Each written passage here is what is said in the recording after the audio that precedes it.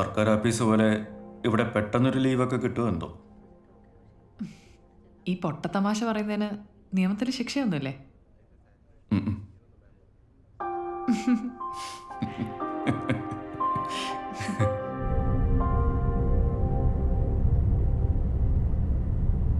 എന്താ പറ്റിയേ? അർദ്ധരാത്രി ചാടി പുറപ്പെട്ടു പോവാ, ഫോൺ വിളിച്ചാൽ എടുക്കാതിരിക്കുക. നിത്തിന് ഭയങ്കര സങ്കടമായി. അന്താരാഷ്ട്ര നിയമപ്രശ്നം വല്ല ആണോ?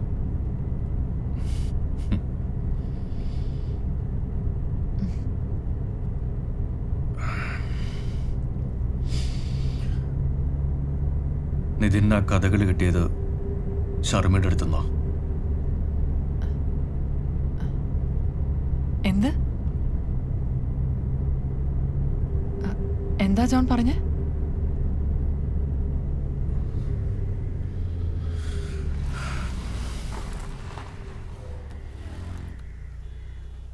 ഷർമി ഉറക്കത്തിൽ പറഞ്ഞ കഥകളാണ് അതൊക്കെ.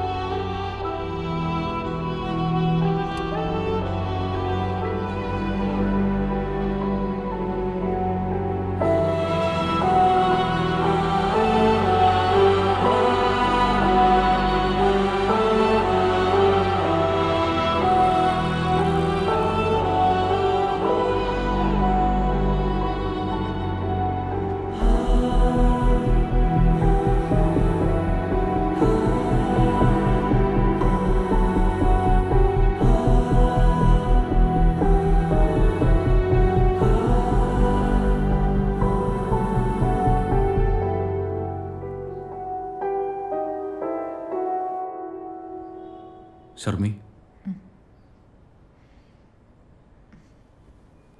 കുടിക്കേ.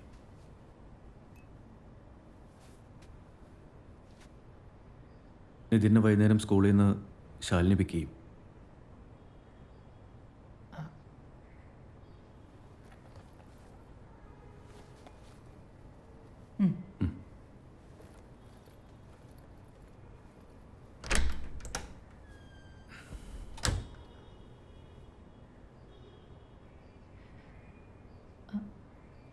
എനിക്കെന്തേലും അസുഖമാണോ?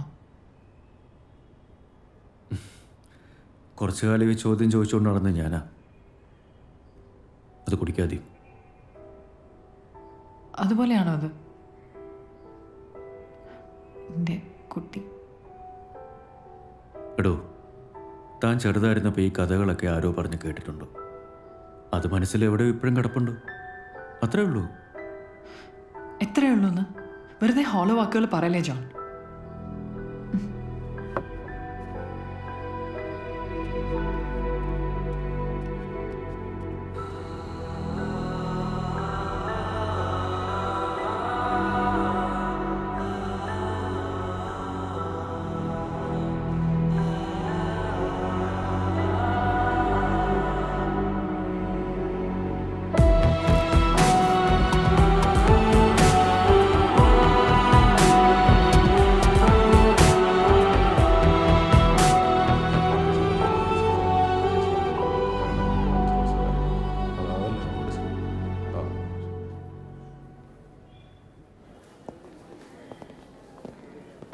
ഞാൻ നേരിട്ട് അന്വേഷിച്ച പുറകെ കൂടിയിട്ടുള്ള ആരെങ്കിലും മണത്തറിയും.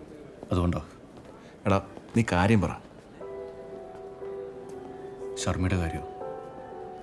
എനിക്ക് ഷർമിയുടെ മരിച്ചുപോയ അമ്മയുടെ ബാക്ക്ഗ്രൗണ്ട് ഡീറ്റെയിൽസ് ഒന്ന് എടുക്കണം.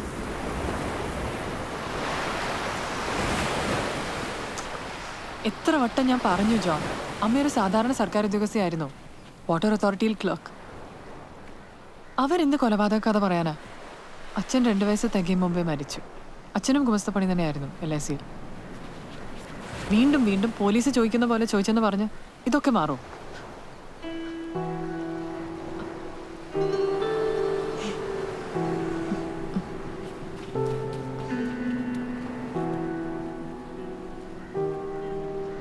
ഇതിൻ്റെ റൂട്ട് എവിടെയാണെന്ന് അറിയേണ്ടതോ? അതല്ലേ ഞാൻ വേറെ ഏതെങ്കിലും അടുത്ത ബന്ധുക്കളോ ഫാമിലി ഫ്രണ്ട്സോ? സത്യം, എൻ്റെ ഓർമ്മയിൽ അങ്ങനെ ആരുമില്ല. ആ കഥകളും തൻ്റെ ഓർമ്മയിലുള്ളതല്ലല്ലോ.